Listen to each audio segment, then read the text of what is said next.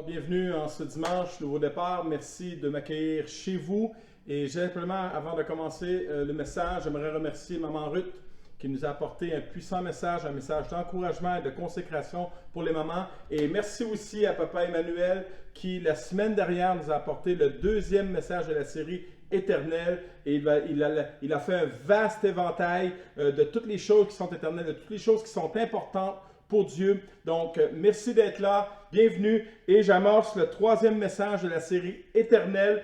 Et pour moi, une des choses qui me fascine quand je fais des services funéraires, c'est d'aller avant ou après, d'aller marcher entre les pierres tombales. Et une des choses que je remarque, entre les deux dates, il y a le petit trait d'union.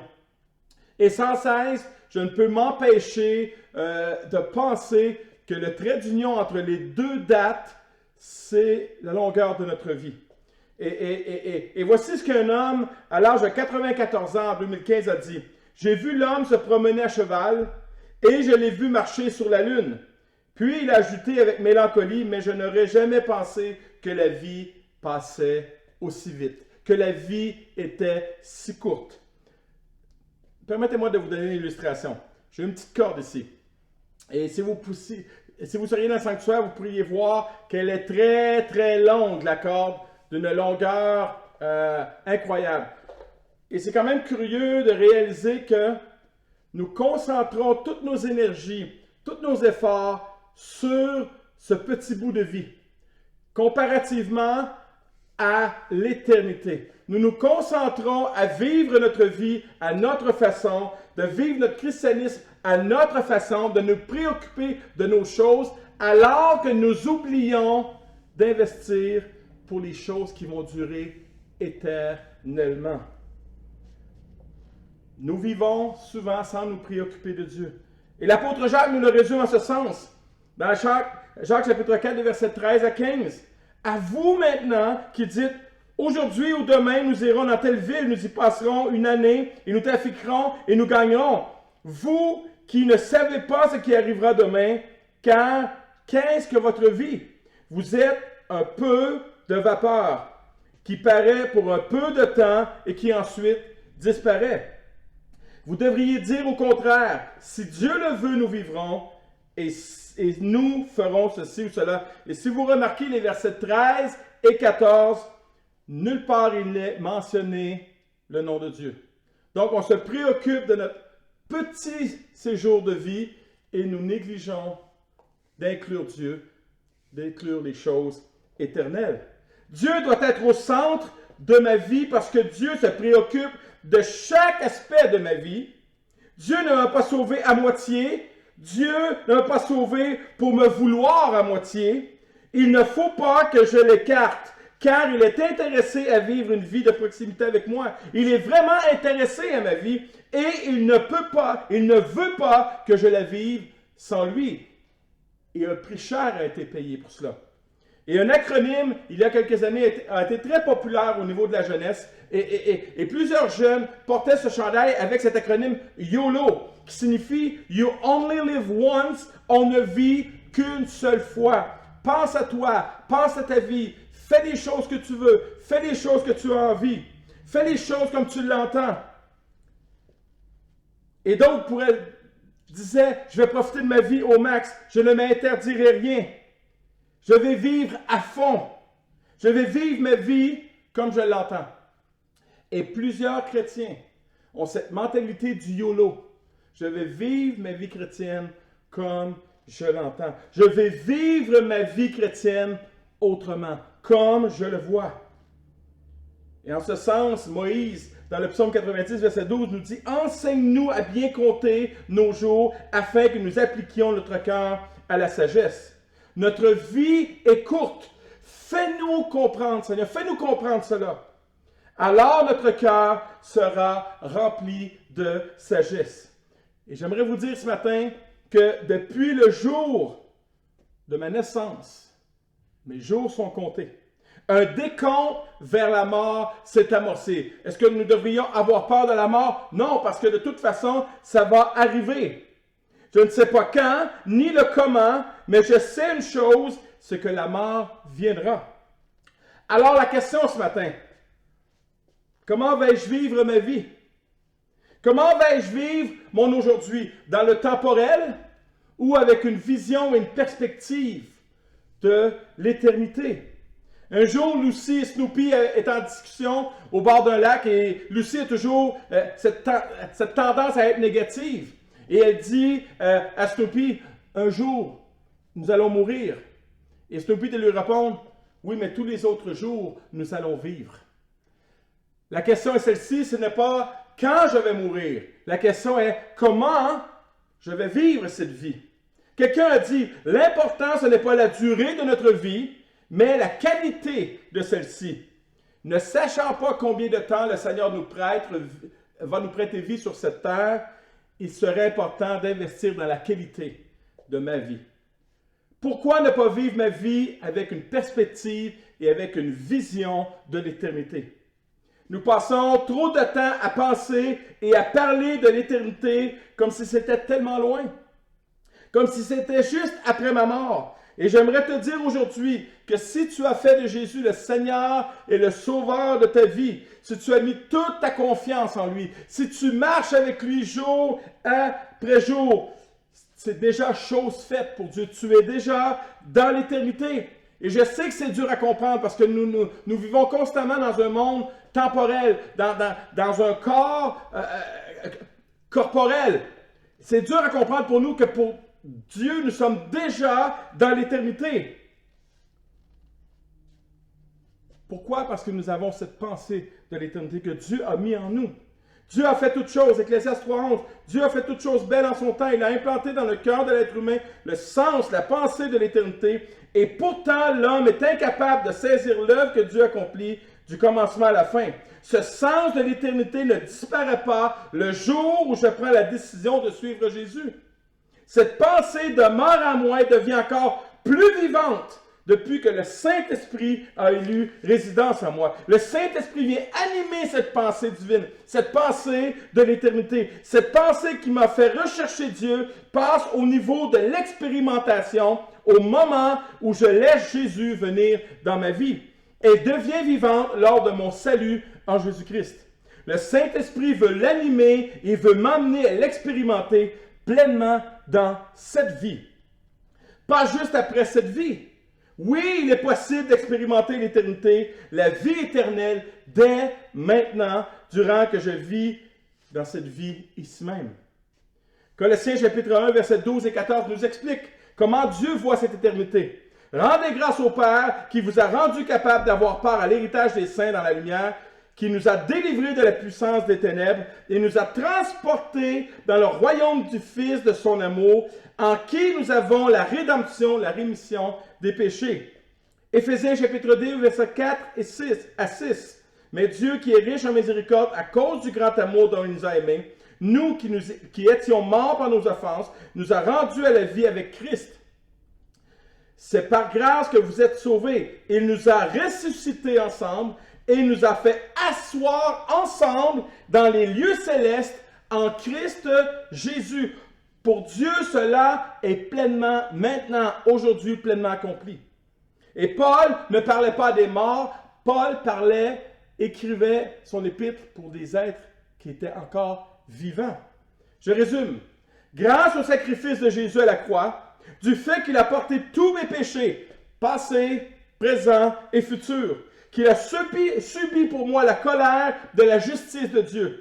Il a pu, par son sacrifice, satisfaire cette justice de Dieu et de ce fait me donner accès au Père par le pardon de mes péchés. Si je prends la décision de dire oui à Jésus et de le suivre comme le Seigneur de ma vie, c'est-à-dire de me repentir, de faire demi-tour du chemin de ma vie pour suivre son chemin de vie à lui, je suis déjà, selon ce que nous avons lu, au ciel dans sa présence. Donc, plus besoin d'avoir peur de perdre notre salut. Plus besoin de faire des acrobaties religieuses pour gagner la faveur de Dieu. Ou que Dieu nous mette à la porte aux moindres faiblesses que nous pouvons avoir, aux moindres faux pas que nous pouvons faire. Car Jésus a déclaré dans Jean chapitre 6, verset 37, « Tous ceux que le Père me donne viendront à moi, et jamais, non jamais, je ne mettrai point dehors celui qui viendra à moi. » Vous devriez dire un grand Amen là où vous êtes. Et voilà ce qui peut nous aider à vivre selon une perspective de l'éternité. Premier point ce matin, pour bien comprendre la perspective de l'éternité. J'ai changé d'état. J'ai changé d'état. Mon deuxième point sera, j'ai changé d'identité. Et mon troisième point sera, j'ai changé de royaume et de cité. Et pour vivre avec une perspective de l'éternité, nous devons bien comprendre cela et surtout l'expérimenter. 2 Corinthiens 5,17 nous dit, si quelqu'un est en Christ, il est une nouvelle créature. Les choses anciennes sont passées. Voici, toutes choses sont devenues nouvelles. Si quelqu'un est en Christ, ce qui est ancien est parti et continue de partir. C'est ce que nous appelons la sanctification. Ce qui est nouveau est arrivé et continue et est remplacé encore par du nouveau. Les choses anciennes sont passées et continuent de partir. Mes anciennes valeurs, mon ancienne façon de vivre, mes anciennes idées, mes anciens plans, mes anciennes amours, mes anciens désirs, mes anciennes priorités, croyances, mes anciennes passions, mon ancien caractère, mes anciennes réactions face à certaines situations, mes anciennes identités que je me suis données ou qu'on m'a données. Mes anciennes blessures disparaissent et continuent de disparaître. Ils sont remplacés par toutes choses sont devenues nouvelles et continuent de devenir nouvelles. Romains chapitre 6, l'apôtre Paul nous l'explique encore en plus grande profondeur. Romains chapitre 6, verset 4. Nous avons donc été ensevelis avec lui par le baptême en sa mort, afin que comme Christ est ressuscité des morts pour la gloire du Père, de même, nous aussi, nous marchions en nouveauté de vie. Tout ce que nous étions autrefois est à présent mort et enterré en Jésus. Nous avons reçu une nouvelle vie et nous sommes appelés à mener notre existence sur un plan nouveau. J'ai changé d'état. J'étais mort spirituellement, je suis maintenant vivant spirituellement. J'étais ennemi de Dieu, je suis maintenant l'ami de Dieu. J'étais destiné à sa colère, maintenant je suis destiné à son amour. J'étais coupable et condamné, maintenant je suis acquitté et libre. J'étais orphelin, maintenant je suis adopté, je suis un enfant de Dieu. Vous devrez dire Amen. Éphésiens chapitre 2, versets 5 et 6. Nous qui étions morts, nous qui étions morts par nos offenses, nous a rendus à la vie avec Christ. C'est par grâce que vous êtes sauvés. Il nous a ressuscités ensemble et nous a fait asseoir ensemble dans les lieux célestes en Christ Jésus, en Jésus-Christ. Colossiens 1,14, par Jésus, nous avons la rédemption, la rémission des péchés. Nous sommes libérés de nos péchés, nous sommes pardonnés de nos péchés. Alors, pourquoi ne pas vivre réellement comme une nouvelle créature? Pourquoi ne pas vivre en vivant la vie éternelle maintenant? Pourquoi ne pas vivre la vie comme un ami de Dieu? Pourquoi ne pas vivre la vie comme une personne vraiment acquittée et vraiment libre et vraiment aimée et vraiment comme un enfant de Dieu? Pourquoi ne pas vivre la vie? Est-ce qu'elle va ressembler quand je vais être au ciel? Je suis vivant. J'ai la vie éternelle en moi. Jésus le ressuscité est en moi. Le Saint-Esprit, l'Esprit éternel de Dieu est en moi pour que je puisse vivre une expérience d'éternité ici-bas. Je suis appelé à vivre la vie avec un grand V et avec le grand V. Jésus a dit qu'il était la vie. Et combien de gens aujourd'hui vont dans des conférences de coach de vie, ils payent des fortunes pour se faire guider, pour se faire booster pour cette vie. Alors que pour nous, Jésus a déjà tout fait ça gratuitement. Éphésiens chapitre 2, verset 5. Nous qui étions morts par nos offenses, nous a rendu la vie avec Christ, car c'est par grâce que vous êtes sauvés. Nous étions morts à cause du fait que nous étions pécheurs, que nous commettions des péchés, et que nous pratiquions le péché. Laissez-moi vous expliquer. Je ne deviens pas pécheur parce que je pêche. Je pêche parce que je suis pécheur. Je ne deviens pas menteur lorsque je mens parce que je suis menteur. Je ne deviens pas voleur parce que je vole parce que je suis un voleur. Et il en va de même pour d'autres domaines comme l'adultère, le meurtre, la convoitise. Et maintenant, mon état, mon statut a changé.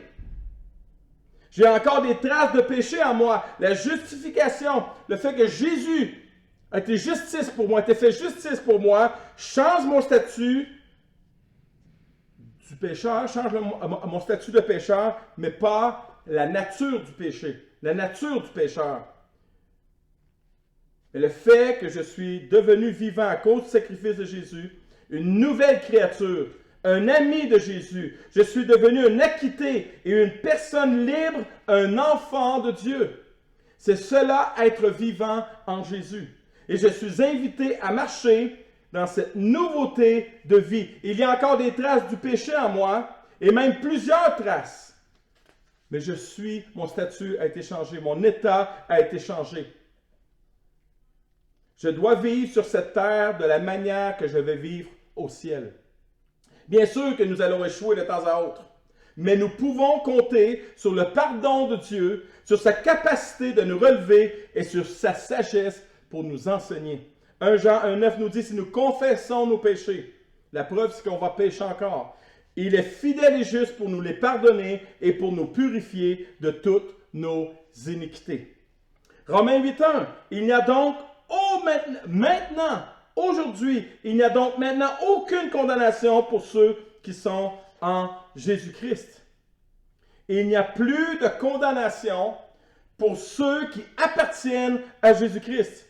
Si donc nous sommes unis à lui, bien-aimés, nous n'avons donc à redouter aucune sentence contraire.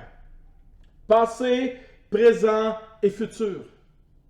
Passé, présent et futur. Et il n'y a plus aucune condamnation sur ma vie, sur ta vie. Il n'y aura plus jamais aucune condamnation sur ta vie et sur ma vie. Le mot « aucune » en grec, ouketi, renferme l'idée d'une cessation complète d'accusation. Et j'aimerais te dire que si tu veux vivre sur cette terre comme tu vas vivre au ciel, tu n'as plus le droit d'accepter aucune condamnation sur ta vie, car Jésus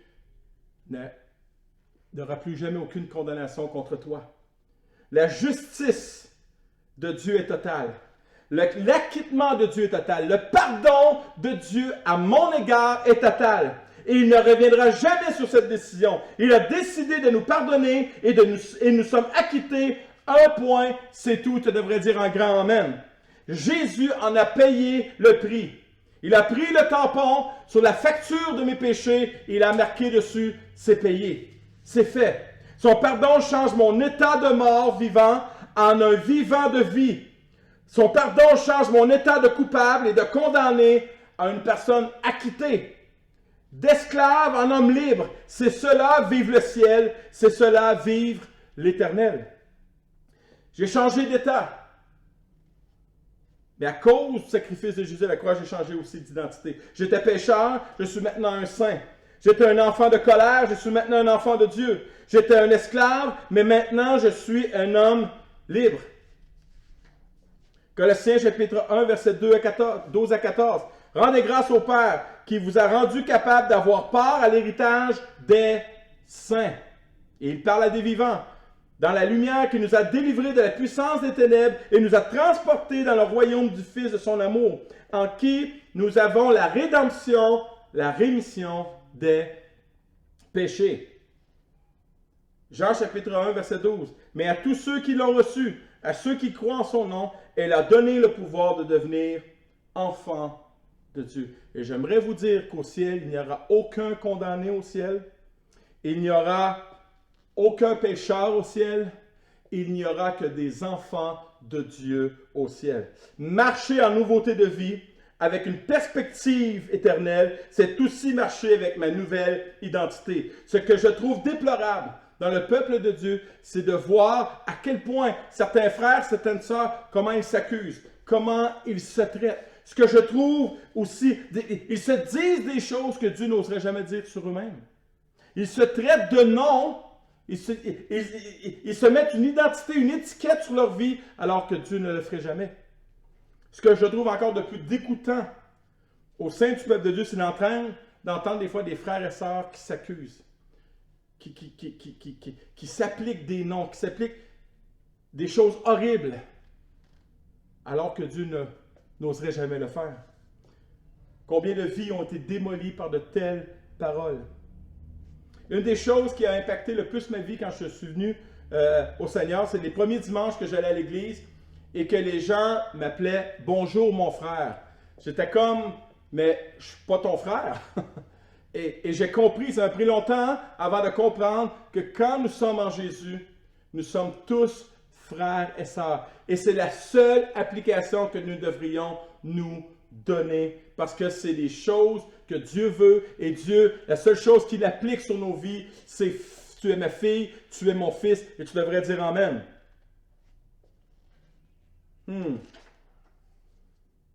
Quelqu'un a dit « Votre identité va bien au-delà de vos pièces d'identité. En réalité, vous êtes ce que Dieu dit que vous êtes. Rien n'a vraiment d'importance si ce n'est le fait que vous êtes identifié comme enfant de Dieu. La seule chose qui détermine votre destinée éternelle est la seule qui indique votre capacité de vivre pleinement l'éternité maintenant. Vivre comme un enfant de Dieu, c'est de vivre la vie éternelle dans le maintenant. 1 Pierre 2,9 nous dit « Mais vous, vous êtes la race choisie, la communauté des prêtres du roi, la nation sainte. Vous êtes le peuple que Dieu a choisi pour annoncer les grandes choses qu'il a faites. » J'aimerais te dire ce matin que Dieu t'a choisi, que Dieu t'a sauvé pour se faire un nom, pour proclamer sa grandeur, pour proclamer sa gloire. Tu es son enfant. Appelé à sortir de la nuit pour vous conduire vers sa lumière magnifique. Matthieu chapitre 5, verset 13-14. Vous êtes la lumière de la terre. Vous êtes la lumière du monde. C'est Jésus qui m'identifie. Jésus dit que tu vas être une influence, tu vas être une lumière, tu vas être un sel. Tu vas être un témoignage pour moi. 1 Pierre 2,10. Maintenant, nous sommes le peuple de Dieu. Ne soyons pas, bien-aimés, que je ne sois pas comme le fils prodigue alors qu'il revient vers son père, pour lui dire, je ne suis plus digne d'être appelé ton fils. Alors qu'il prononce cette parole dans Luc chapitre 15, alors qu'il prononce cette parole au père, le père ne porte même pas attention à l'identité que le fils veut se donner. Le père le considère encore comme son fils. Mais ne soyons pas non plus comme le frère du fils prodigue, qui lors de son retour l'accuse d'être un débauché, d'être bon en rien, d'être celui qui a dépensé l'héritage de son père. Quand quelqu'un revient à Jésus, quand quelqu'un revient dans les murs de l'Église, accueillons-le comme un frère, accueillons-le comme une sœur. Seule la parole de Dieu compte sur ce qui est de mon identité et de l'identité de mon frère et de ma sœur. Galates chapitre 3, les versets 26 à 27. Maintenant, vous tous qui croyez en Jésus-Christ, vous êtes fils et filles de Dieu à cause de votre foi. Vous êtes admis dans la communion de Jésus-Christ. Oui, vous tous, lorsque vous avez été baptisés pour le Christ, immergés dans une communion spirituelle avec lui, vous vous êtes revêtus du Christ. Vous avez pris sa ressemblance et son caractère. Voilà notre identité, de ressembler à Jésus. Mon troisième point, donc, changement de statut, changement d'état, changement d'identité maintenant, un changement de royaume, un changement de cité. J'étais dans le royaume des ténèbres de ce monde, je suis maintenant dans le royaume de son admirable lumière et de son Fils bien-aimé. Donc, j'ai changé de citoyenneté. Éphésiens chapitre 2, les versets 5 à 6. Nous qui étions morts par nos offenses, nous a rendus à la vie avec Christ. C'est par grâce que vous êtes sauvés. Il nous a ressuscités ensemble et nous a fait asseoir ensemble dans les lieux célestes en Jésus-Christ. Je suis déjà pour Dieu, c'est déjà accompli, c'est déjà fait, je suis assis dans les lieux célestes. Bien-aimé, mon appel, si je suis assis dans les lieux célestes, je ne suis plus appelé à vivre selon les principes, les valeurs et les philosophies de ce monde. Je ne suis plus appelé à vivre pour ce monde. Je ne suis plus appelé à investir dans les choses de ce monde. Rien de ce qu'il y a dans ce monde n'entrera dans le royaume de Dieu. Il n'y a rien de mauvais à investir dans certaines choses, mais il n'y a rien dans ce monde qui va entrer dans le royaume de Dieu, à part les âmes qui appartiennent à Jésus. Genèse chapitre 2, verset 1 nous dit ceci. L'Éternel dit à Abraham, va-t'en de ton pays, de ta patrie et de la maison de ton père, dans le pays que je te montrerai. Et le mot va-t'en, quitter, a le sens de déménager. Déménage. Et pourquoi Dieu demande à Abraham tout d'un coup de déménager, de quitter, de s'en aller de son pays, de sa patrie, de la maison? Josué chapitre 24, verset 2 nous en donne la réponse. Josué dit à tout le peuple, « Ainsi parle l'Éternel, le Dieu d'Israël, vos pères Térakh, père d'Abraham et père de Nahor, habitaient anciennement de l'autre côté du fleuve et ils servaient d'autres dieux. » Tu ne peux pas avoir une perspective de l'éternité sans quitter les choses de ce monde, sans quitter les idoles de ce monde. Et j'aime Josué qui fait un peu la résumé d'Abraham, alors qu'il dit qu'il habitait anciennement. Et je pourrais te dire, anciennement, j'habitais dans tel pays. J'adorais, j'idolâtrais telle personne, telle chose. Anciennement. Maintenant, si tu es en Jésus, tu dois marcher en nouveauté de vie. Tu dois quitter les choses anciennes. Tu ne peux pas penser à l'éternité en étant constamment attaché aux choses de ce monde. Et l'apôtre Jean nous le dit dans sa première épître, chapitre 2, versets 15 et 17, en ce sens. « N'aimez point le monde, ni les choses qui sont dans le monde. Si quelqu'un aime le monde, l'amour du Père n'est point en lui. Car tout ce qui est dans le monde, la convoitise de la chair, la convoitise des yeux, et l'orgueil de la vie ne vient point du Père, mais vient du monde. Et le monde passe et sa convoitise aussi. Mais celui qui fait la volonté de Dieu demeure éternellement. » Déménage, quitte tout ce qui va à l'encontre de la loi morale de Dieu. Tout ce que Dieu n'approuve pas, quitte-le. Abandonne-le. Déménage. N'aime pas ce que Dieu n'aime pas. N'aime pas ce qui peut t'éloigner de Dieu. N'aime pas la philosophie de ce monde. N'aime pas le message de ce monde qui est toujours contraire. Il y a beaucoup de choses qui sont contraires à la loi morale de notre Dieu. N'aie pas la soif de voir et de posséder ce qui attire les yeux, ainsi que l'orgueil inspiré par la richesse et la puissance. Tout cela ne vient pas du Père, mais du monde. Et l'apôtre Jacques va être très très dur dans sa parole dans le chapitre 4, verset 4. « Adultères que vous êtes, ne savez-vous pas que l'amour du monde est inimitié contre Dieu? Celui donc qui veut être ami du monde se rend ennemi de Dieu. » Et pourquoi adultère? L'adultère est le péché qui consiste à violer l'alliance du mariage qui est toujours associé à l'aspect sexuel. Et bien sûr que Jacques ici ne parle pas d'une infidélité sexuelle, mais plutôt d'une infidélité spirituelle.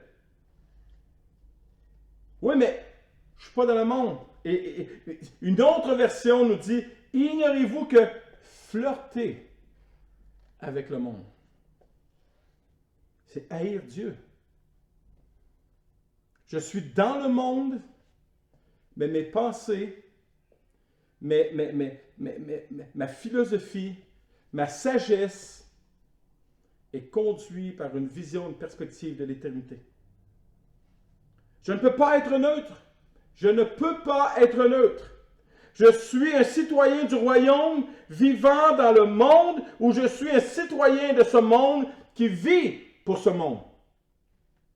Je ne peux pas être neutre. Je suis un chrétien ou je ne suis pas un chrétien. J'ai déjà entendu quelqu'un dire « il est en train de devenir chrétien ». Non, non, non. Tu es chrétien ou tu n'es pas chrétien. Je suis un enfant de Dieu ou je ne suis pas un enfant de Dieu. Je suis pour Dieu ou je suis contre Dieu. Je suis un ami de Dieu ou je suis ennemi de Dieu. J'aime les choses de ce monde ou j'aime les choses du royaume. Je sers Mammon ou je sers Dieu. J'aime Jésus ou je n'aime pas Jésus. Mais si je vis avec une perspective de l'éternité, si je vis comme Éphésiens chapitre 2, verset 6, il nous a ressuscités ensemble et nous a fait asseoir ensemble dans les lieux célestes en Jésus-Christ.